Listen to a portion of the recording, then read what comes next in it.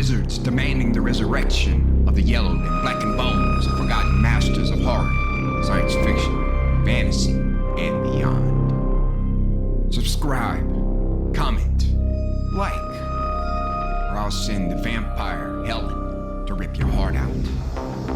Writers, poets, songwriters, reach out to us if you want to be part of our growing pile of bones. Writing, ghostwriting services on Upwork and Fiverr. We've had a 98% successful completion rate for projects. Contact links below. Children of Horror, Legion of Ghouls.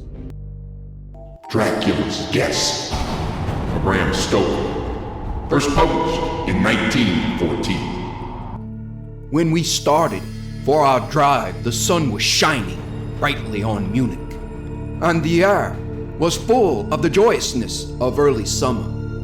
Just as we were about to depart, Herr Delbruck, the maitre d'hotel of the Quatre Saisons, where I was staying, came down bareheaded to the carriage, and, after wishing me a pleasant drive, said to the coachman, still holding his hand on the handle of the carriage door, "Remember, you are back by nightfall.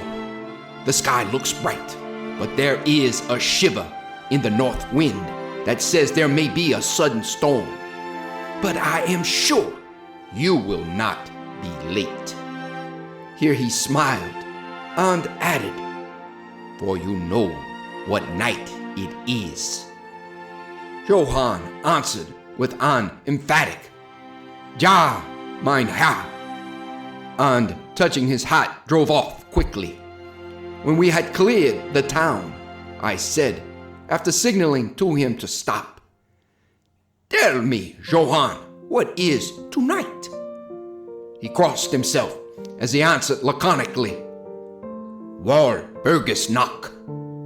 Then he took out his watch, a great old-fashioned German silver thing as big as a turnip, and looked at it with his eyebrows gathered together and a little impatient shrug of his shoulders.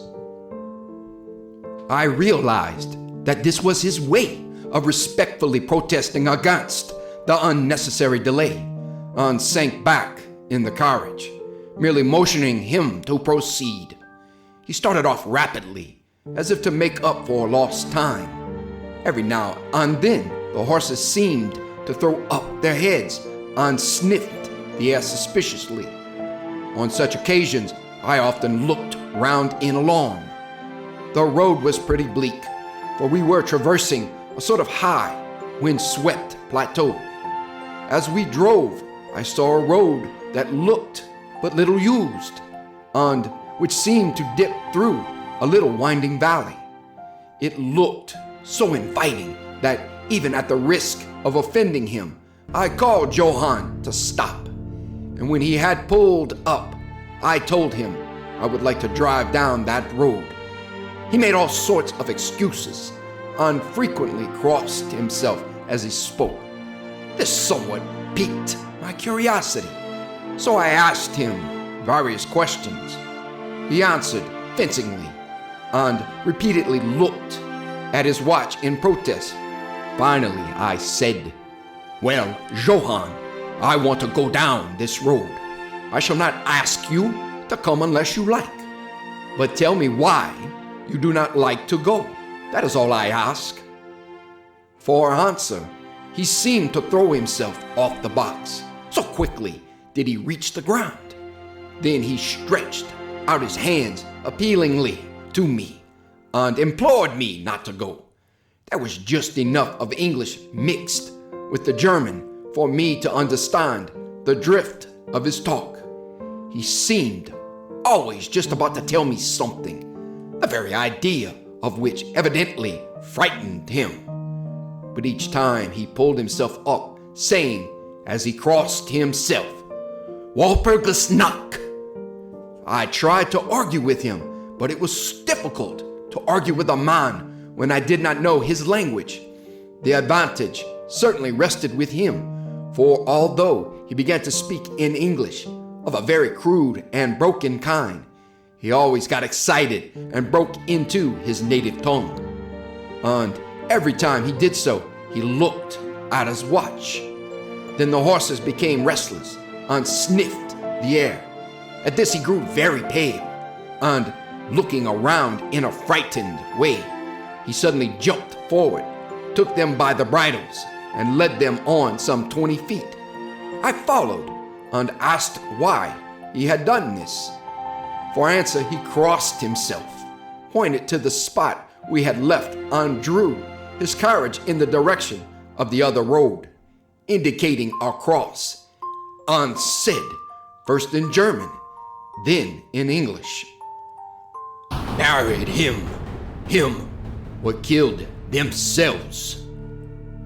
I remembered the old custom of burying suicides at crossroads.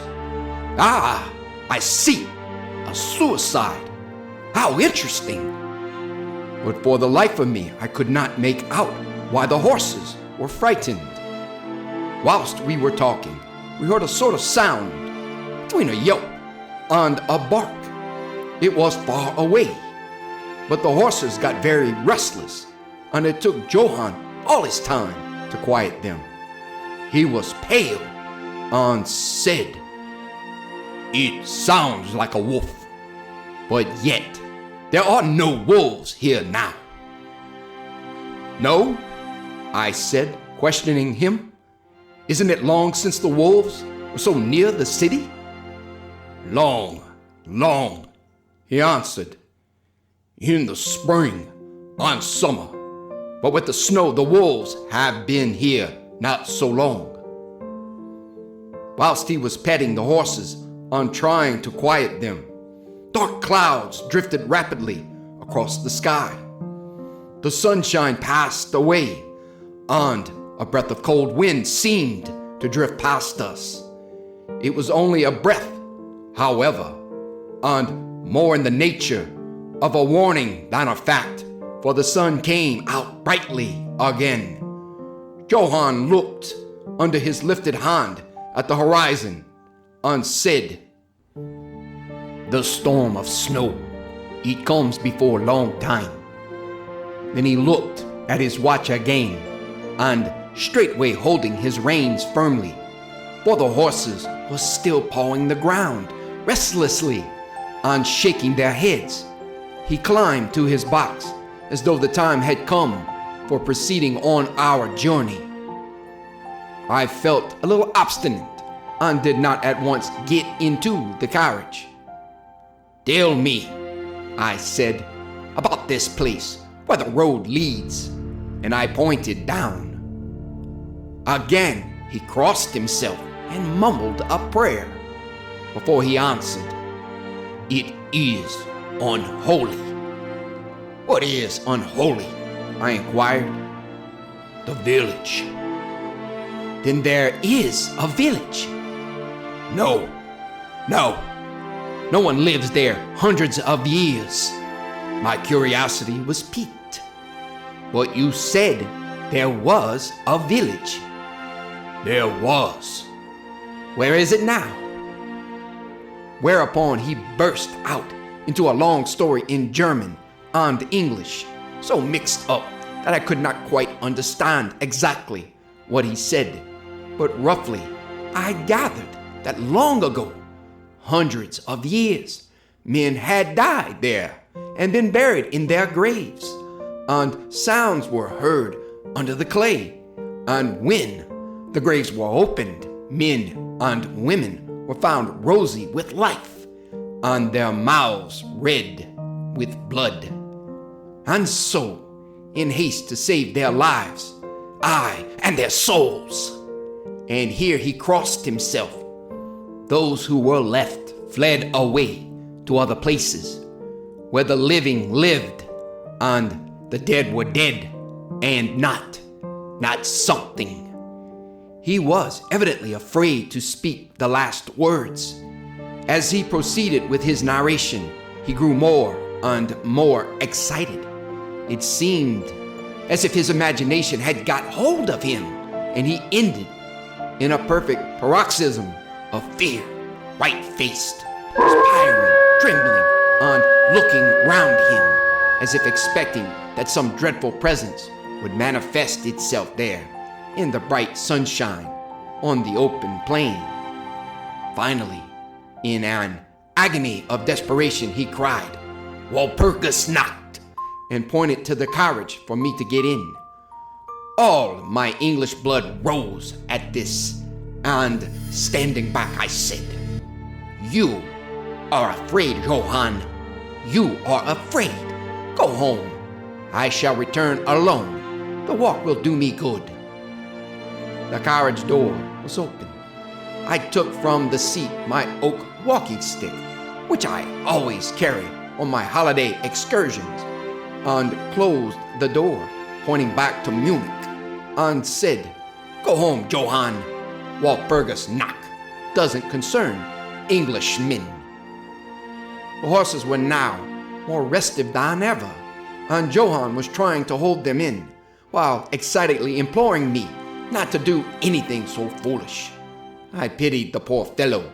He was so deeply in earnest. But all the same, I could not help laughing. Ha ha! His English was quite gone now. In his anxiety, he had forgotten that his only means of making me understand was to talk my language.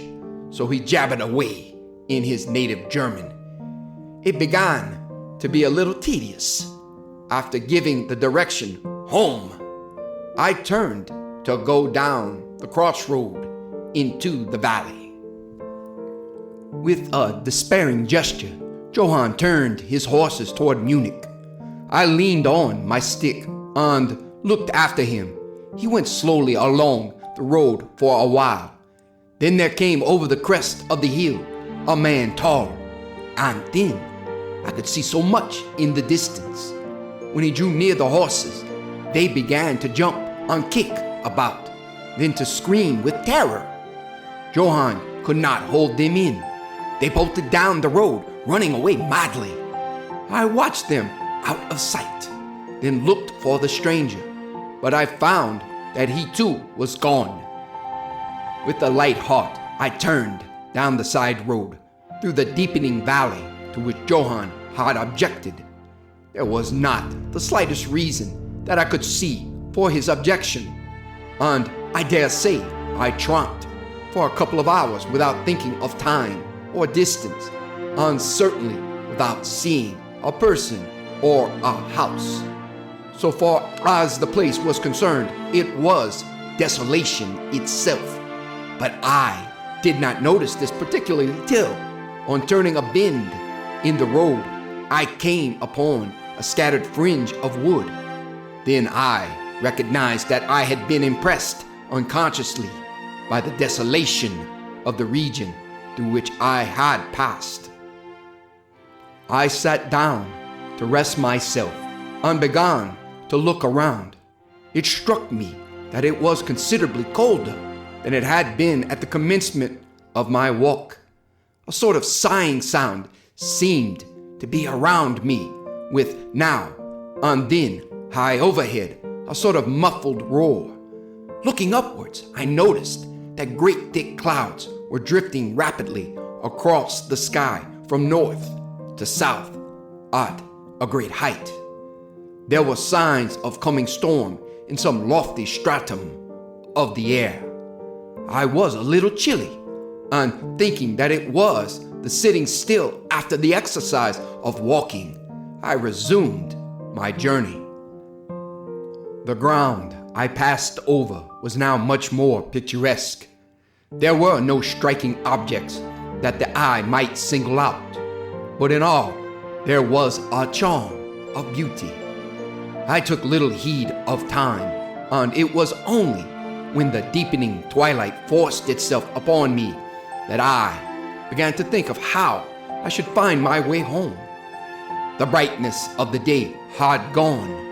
The air was cold, and the drifting of clouds high overhead was more marked. They were accompanied by a sort of faraway rushing sound, through which seemed to come at intervals that mysterious cry which the driver had said came from a wolf. For a while I hesitated. I had said I would see the deserted village, so on I went, and presently came on a wide stretch of open country, shut in by hills all around. Their sides were covered with trees which spread down to the plain, dotting in clumps the gentler slopes and hollows which showed here and there. I followed with my eye the winding of the road and saw that it curved close to one of the densest of these clumps and was lost behind it. As I looked, there came a cold shiver in the air, and the snow began to fall. I thought of the miles and miles of bleak country I had passed, and then hurried on to seek the shelter of the wood in front.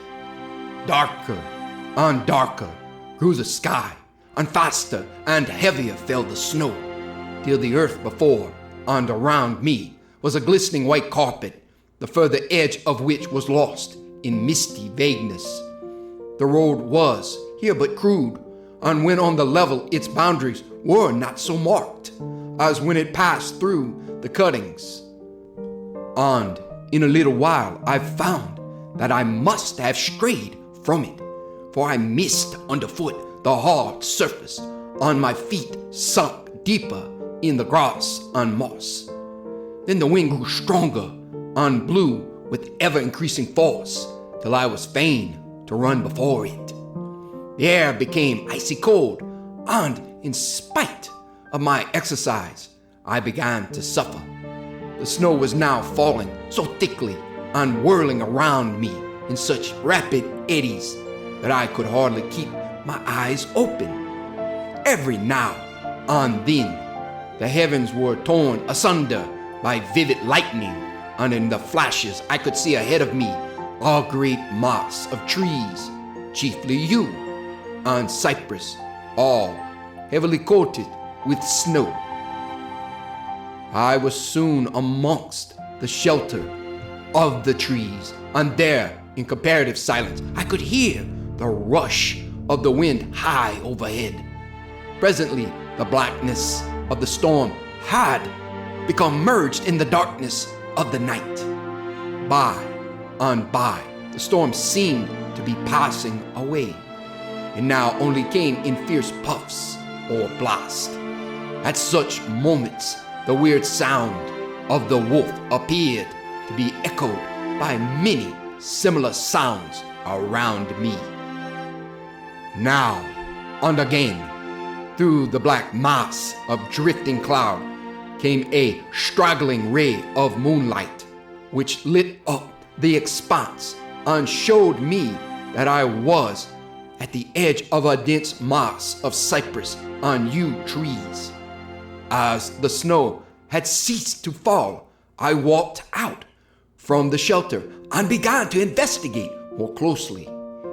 It appeared to me that amongst so many old foundations as I had passed, there might be still standing a house in which, though in ruins, I could find some sort of shelter for a while. As I skirted the edge of the copse, I found that a low wall encircled it, and following this, I presently found an opening.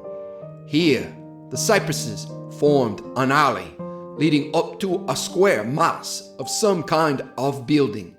Just as I caught sight of this, however, the drifting clouds obscured the moon, and I passed up the path in darkness.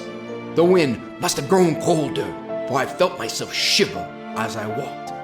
But there was hope of shelter, and I groped my way blindly on. I stopped, for there was a sudden stillness. The storm had passed, and, perhaps in sympathy with nature's silence, my heart seemed to cease to beat.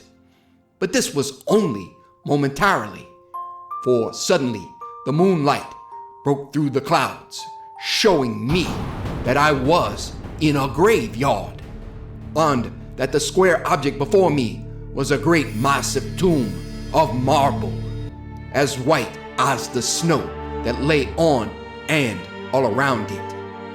With the moonlight, there came a fierce sigh of the storm, which appeared to resume its course with a long, low howl, as of many dogs or wolves.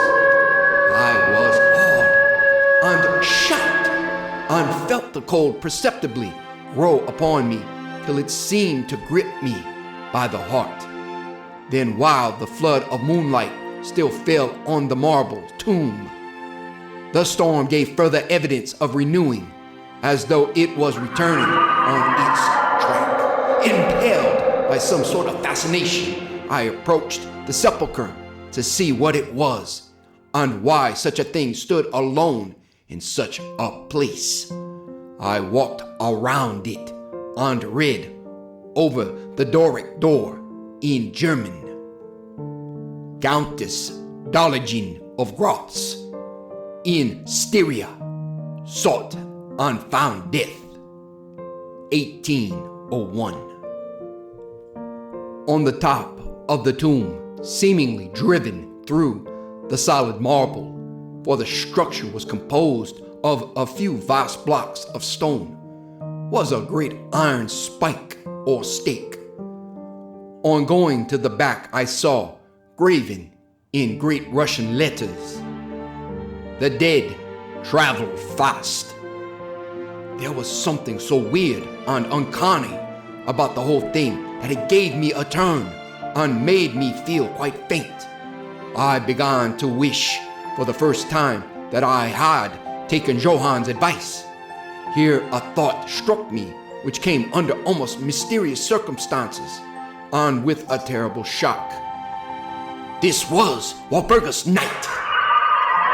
Walpurgis Night, when, according to the belief of millions of people, the devil was abroad, when the graves were opened and the dead came forth and walked, when all evil things of earth and air and water held revel. This very place the driver had specially shunned.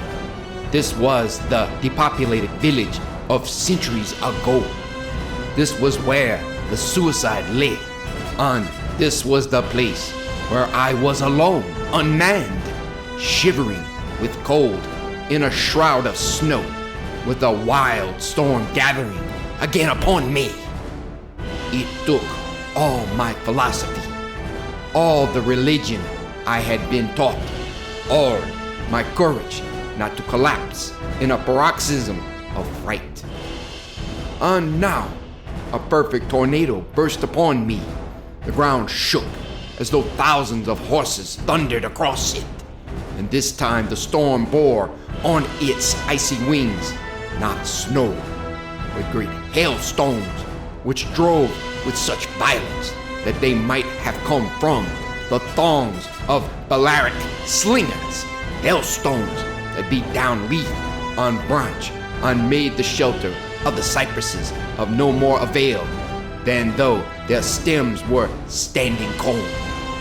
At the first I had rushed to the nearest tree, but I was soon fain to leave it and seek the only spot that seemed to afford refuge, the deep Doric doorway of the marble tomb.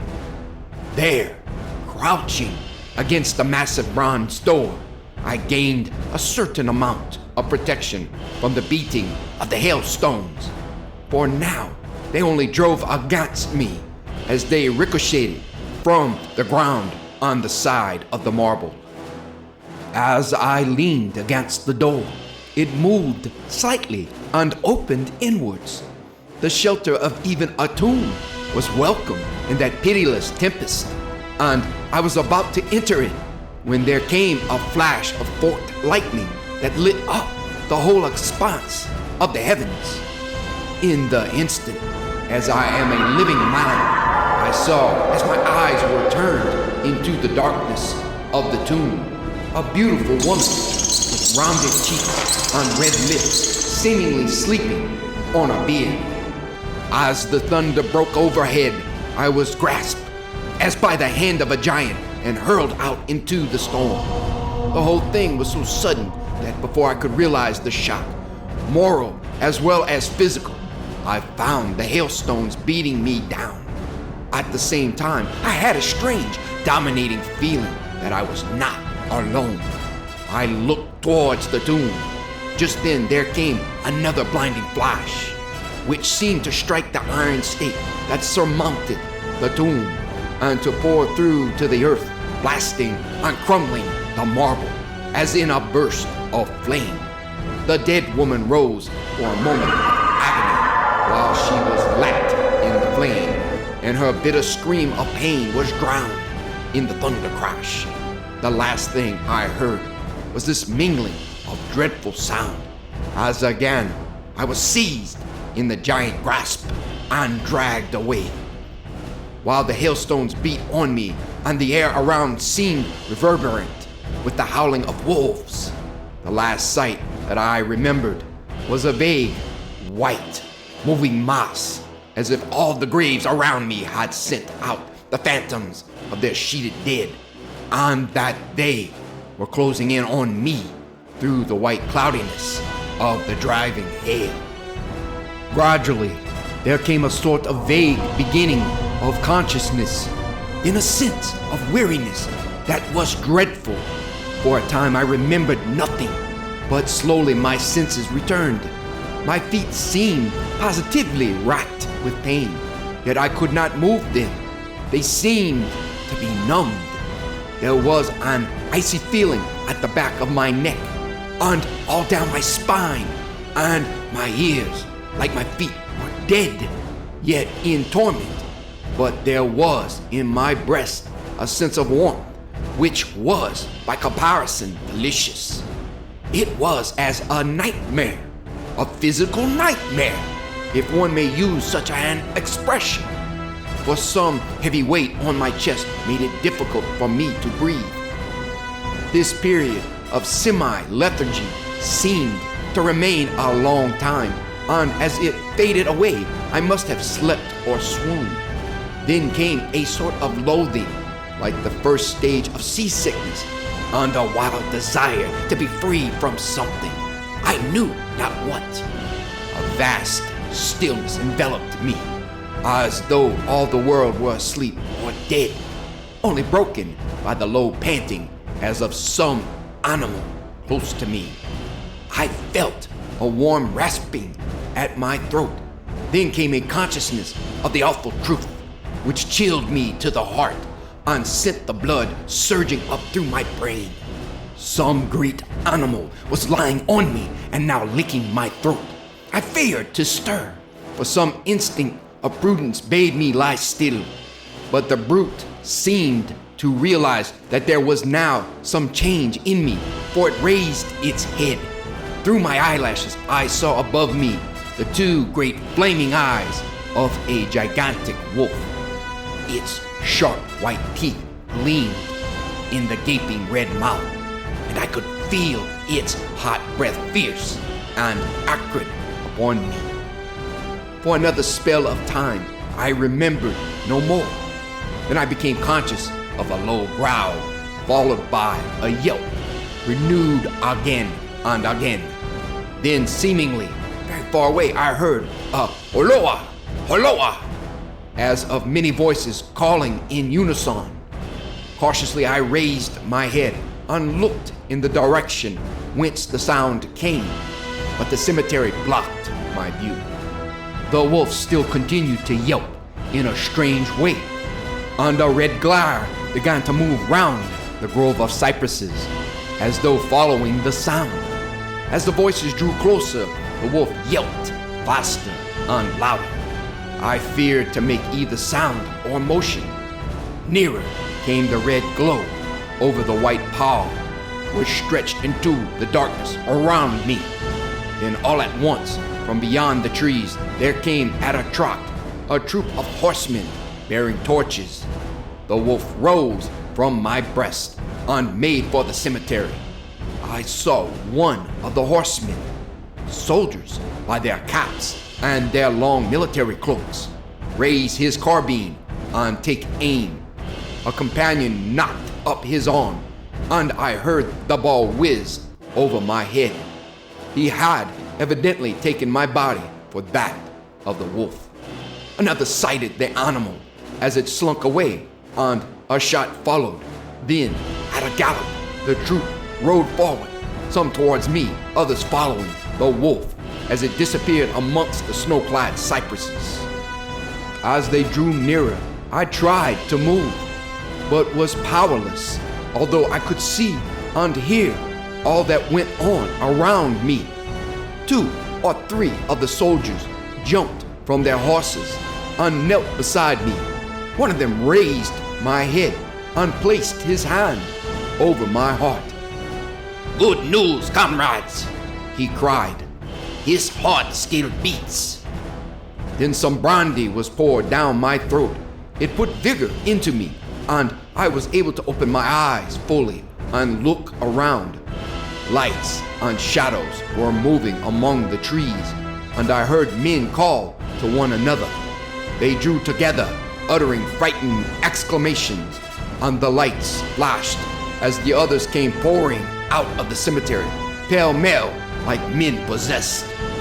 When the further ones came close to us, those who were around me asked them eagerly, "Well, have you found him?" The reply rang out hurriedly, No. Come away quick. This is no place to stay, and on this of all nights. "What was it?" was the question asked in all manner of keys. The answer came variously and all indefinitely, as though the men were moved by some common impulse to speak, yet were restrained by some common fear from giving their thoughts. It, indeed," gibbered one, whose wits had plainly given out for the moment. "A wolf, and yet not a wolf," another put in shudderingly. "No use trying for him without the sacred bullet," a third remarked in a more ordinary manner. "Serve us right for coming out on this night. Truly, We have earned our 1,000 marks," were the ejaculations of a fourth. "There was blood on the broken marble," another said after a pause. "The lightning never brought that there. And for him, is he safe? Look at his throat. See, comrades, the wolf has been lying on him and keeping his blood warm." The officer looked at my throat and replied, "He is all right. The skin is not pierced. What does it all mean? We should never have found him but for the yelping of the wolf." "What became of it?" asked the man who was holding up my head, and who seemed the least panic-stricken of the party, for his hands were steady and without tremor. On his sleeve was the chevron of a petty officer. "It went to its home," answered the man, whose long face was pallid, and who actually shook with terror as he glanced around him fearfully. "There are graves enough there in which it may lie. Come, comrades, come quickly. Let us leave this cursed spot." The officer raised me to a sitting posture as he uttered a word of command. Then several men placed me upon a horse. He sprang to the saddle behind me, took me in his arms, gave the word to advance, and turning our faces away from the cypresses, we rode away in swift military order.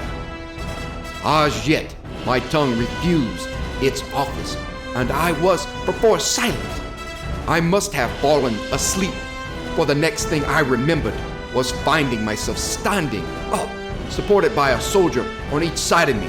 It was almost broad daylight, and to the north, a red streak of sunlight was reflected like a path of blood over the waste of snow.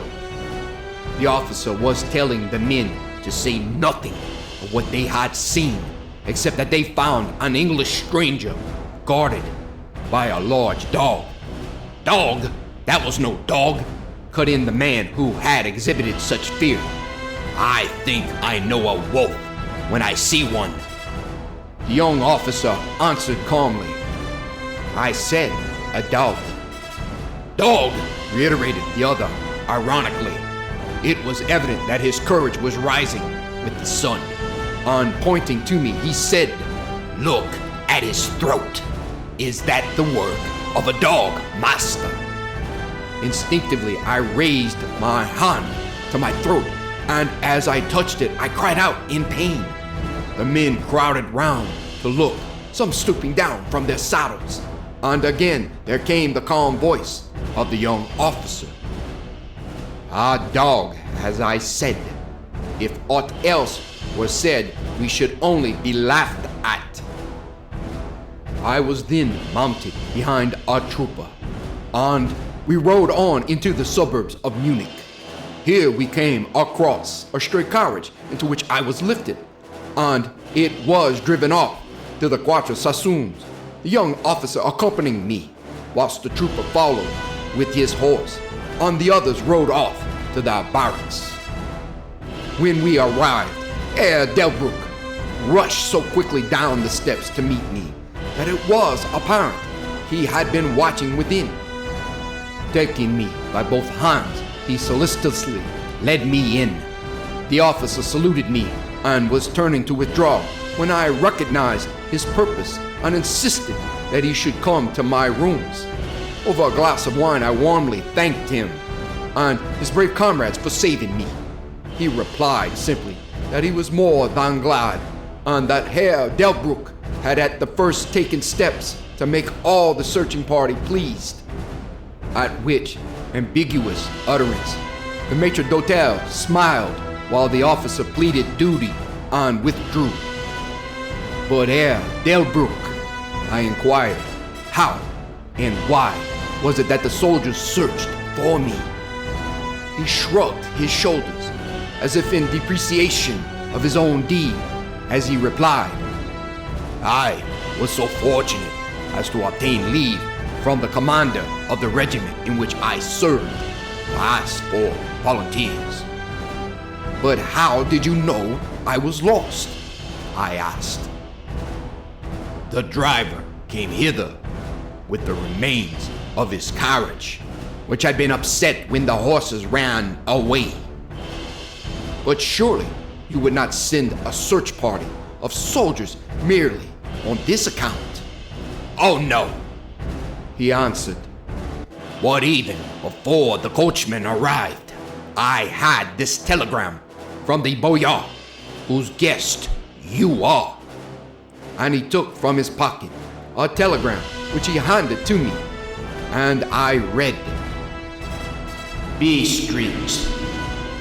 Be careful of my guest. His safety is most precious to me. Should aught happen to him, or if he be missed, spare nothing to find him and ensure his safety. He is English and therefore adventurous. There are often dangers from snow and wolves and night. Lose not a moment if you suspect harm to him. I answer your seal with my fortune. Dracula." As I held the telegram in my hand, the room seemed to whirl around me, and if the attentive maitre d'hotel had not caught me, I think I should have fallen. There was something so strange in all this, something so weird and impossible to imagine, that there grew on me a sense of my being in some way the sport of opposite forces, the mere vague idea of which seemed, in a way, to paralyze me. I was certainly under some form of mysterious protection. From a distant country had come, in the very nick of time, a message that took me out of the danger of the snow sleep and the jaws of the wolf.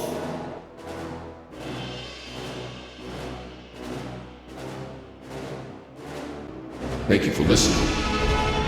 I bid you good evening.